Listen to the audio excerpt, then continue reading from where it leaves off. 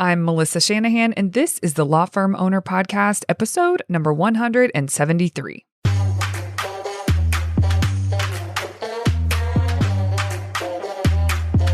Welcome to the Law Firm Owner Podcast, powered by Velocity Work, for owners who want to grow a firm that gives them the life they want. Get crystal clear on where you're going, take planning seriously, and honor your plan like a pro. This is the work that creates velocity.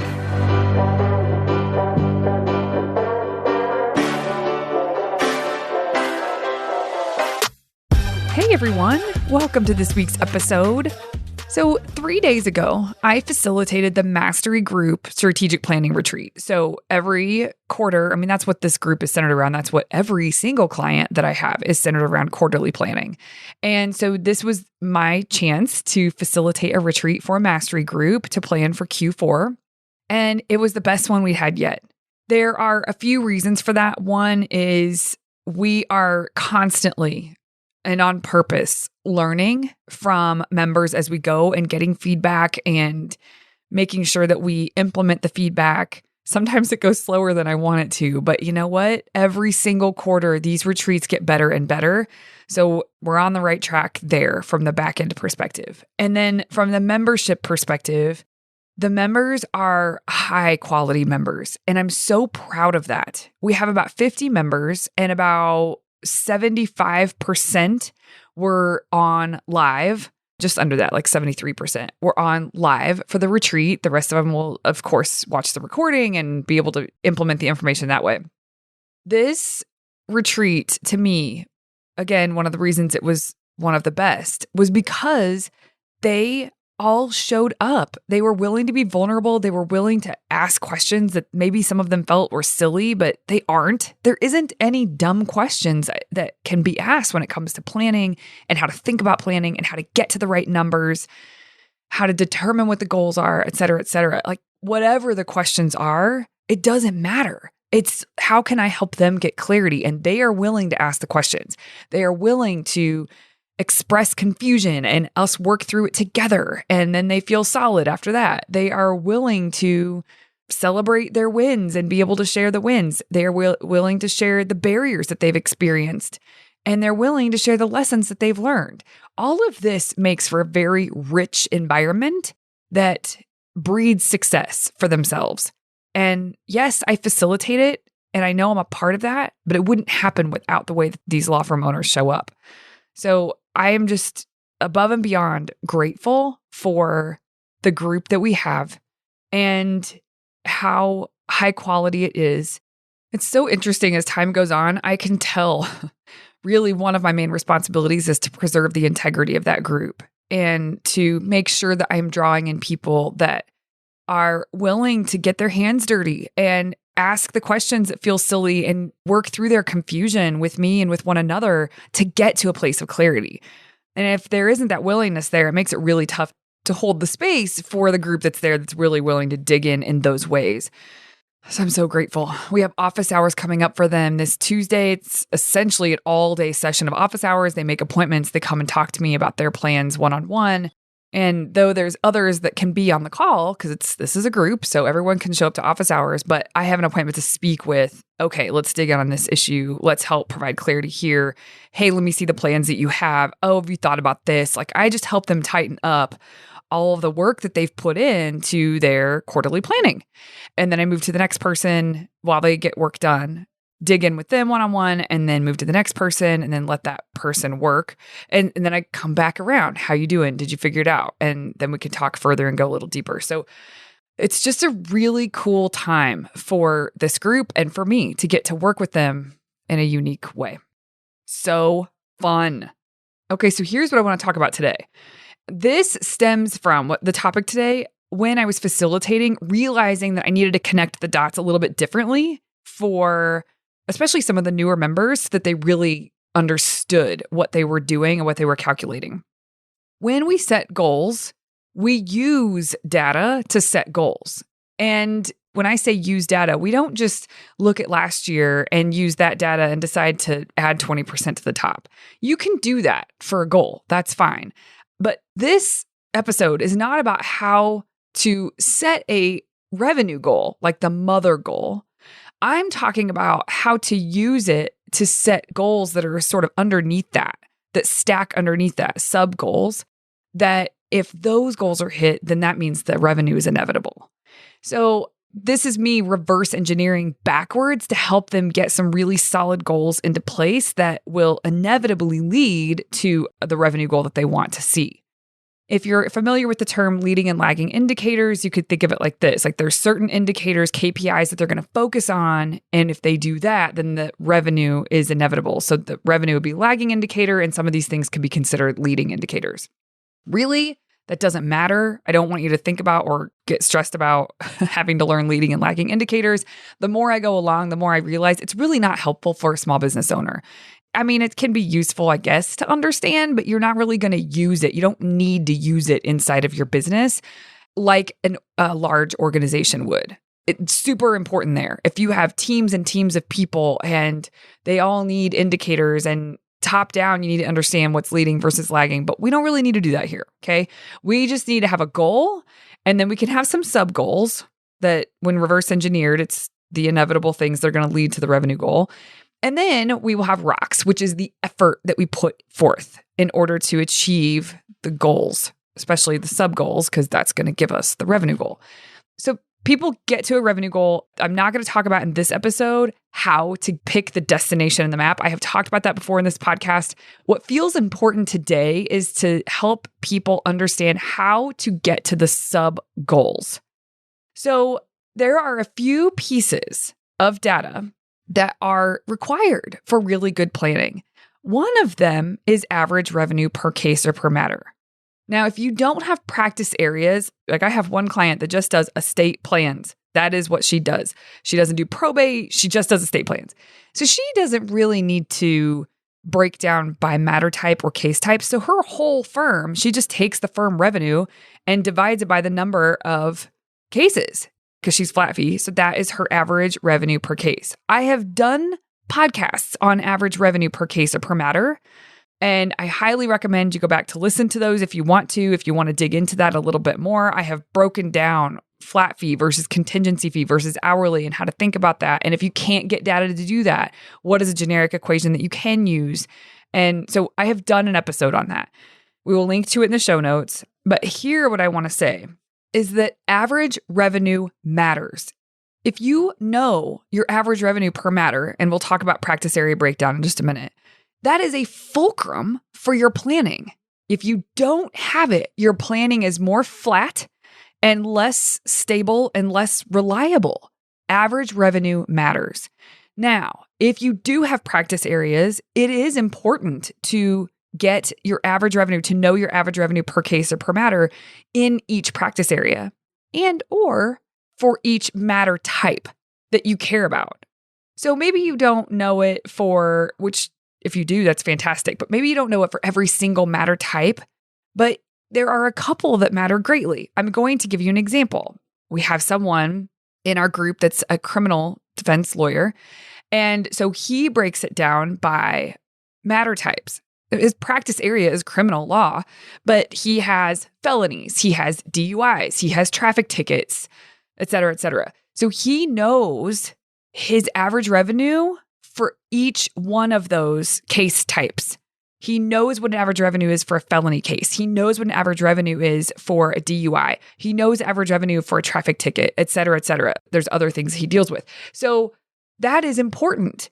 He knows that. And it's because he knows the amount of revenue that's come in for that case type, and he knows the number of cases that contributed to that revenue. So this is an important number because with that number, he can do certain calculations that without it, you can't. Okay, so that's the first thing is average revenue per case or per matter or per case or matter type. You have to determine what is important for your firm. What are the numbers that matter most? What are the heavy hitters in terms of revenue streams? That's another way to think about it. It's like, what are the revenue streams that come into the business? And you need to figure out the average revenue per matter. Now, I will say there's some other transactional lawyers that work with closing deals and have clients that hire them repeatedly to handle matters. Now, you can look at average revenue per client. I think that'd be a really fascinating thing to look at and to use so that you know if you're going to go out and get X number of clients, what that probably means for your business. I think that's fantastic. But I also think that does not mean that you don't have to look at average revenue per matter type. So even if you're handling some transactions that some of them are $30,000 and some of them are $5,000, you still want an average because it is a fulcrum with your planning. And so within that one matter type, even though it spans so greatly, you still want an average. Now, if there's an outlier, and this is for anyone, not just transactional lawyers, if there is an outlier with a certain matter or case that came through that was very high in value and that's not normal for your firm, kick it out. You don't need to use it because it's not really helpful for planning unless you can bank on getting a couple of those a year. That's fine. But if it's not normal for you, just kick it out so that the numbers are more real and conservative and not bloating out and making you think you need less to make more when that's not going to be the case moving forward. So outliers, kick out. But even if you have a matter type that spans the spectrum, you're on both ends of the spectrum in terms of value for that matter type, really high value and then some really low value, still use the average. Okay, so that's average revenue. You need to know average revenue per case or matter or practice area, but you have to know the nuts and bolts of your business and what is coming in. So if you were to make a list of the revenue streams, that's the way to think about it, or the matter types that come in, the main ones, then make a list of those and find a way to calculate the average revenue for each of those. And if you don't have the right data to do it, then just do firm-wide for the whole firm, revenue divided by cases. And you can use the calculations I've provided in the podcast before, but you can find the average revenue for the whole firm. And, you probably want to look at driving that up if you can. And so that's something that we could talk about in the future, but having that number is still important. It's a fulcrum for your equations for planning. Okay, the second thing that we use when you think about planning and projections is percentage of revenue that each matter type or practice area contributes to the overall revenue. So if you imagine, I just said you make a list of those revenue streams, air quotes around that, the different matter types or practice areas that are really bringing in the revenue, then next to each one of those, you should be able to put what percentage of the total revenue it contributed. So let's say there's $100,000 of total revenue for the firm and $25,000 came from DUIs. Okay, so that is 25% contributing 25% to the overall revenue. DUIs is. And then you go down and then you go down and you go down for each one, for each practice type or matter or case type or revenue stream, whatever is easier for you to think about. But you should know the percentage of revenue that it contributes. Now, I always have my members look at, okay, this is the current percentage of revenue that it's contributing. What is my target? There are some times that there are certain matter types or case types or practice areas that are easier and higher value. So they take less time in the firm and they're higher value. You probably want more of those. So if you currently have a matter type or a case type that's like easy breezy for the firm and the value's really great, essentially the margin on that case type or matter type is really great and healthy for the business. And let's say right now it's about 50% of the overall revenue of the firm, but you want to raise that. So if you want to affect that number to go up, so let's say you want it to be 60% of the revenue of the firm, not just 50, because everybody wins. The margin is really great on that specific matter type or case type. Then you can put the target percentage would be 60%.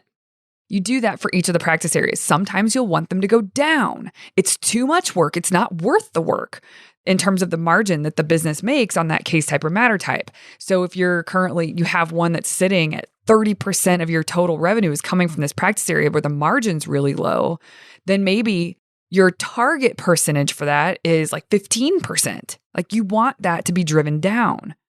So this is important to know your current percentage of revenue that each case type, matter type, or practice area is contributing.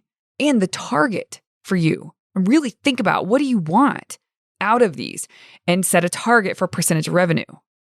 Now, when you have a revenue goal, you can set the overall mother revenue goal for the firm. You can take that revenue goal times the percentages there, and it'll tell you how much revenue you need to do for each practice area or case type, matter type. So let's just run through an example here. Okay, for the sake of simplicity, I'm going to call each thing that we're breaking down when we're talking about what is contributing revenue to the overall revenue. I'm going to call that matter type. It may be case type for your firm. It may be practice area for your firm. But this revenue stream, I'm going to call matter type in this example. In this example, I am going to have 3 different matter types that we're going to look at in terms of percentage of revenue that it's contributing. And then there's a miscellaneous bucket that I'll chat about as well. So, and that's another bucket is a decent word. You can think about these as buckets of the business in terms of revenue. So matter type 1, the target percentage is 50% of the overall revenue. You want matter type 1 to contribute 50% of the overall revenue.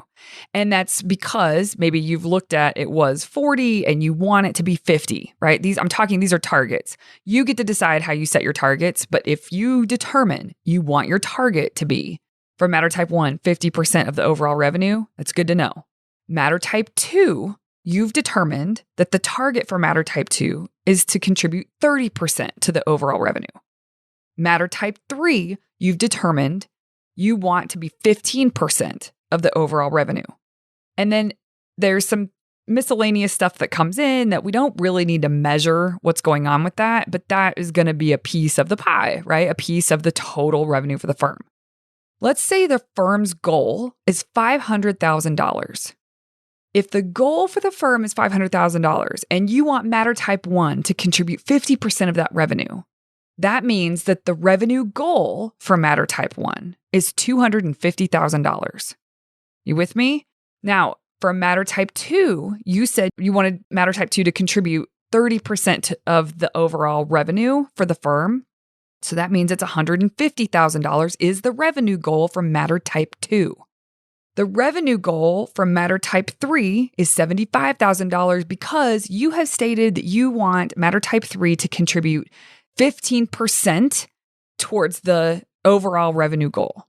So we have 50% for matter type 1, 30% of overall goal for matter type 2, and 15% for matter type 3.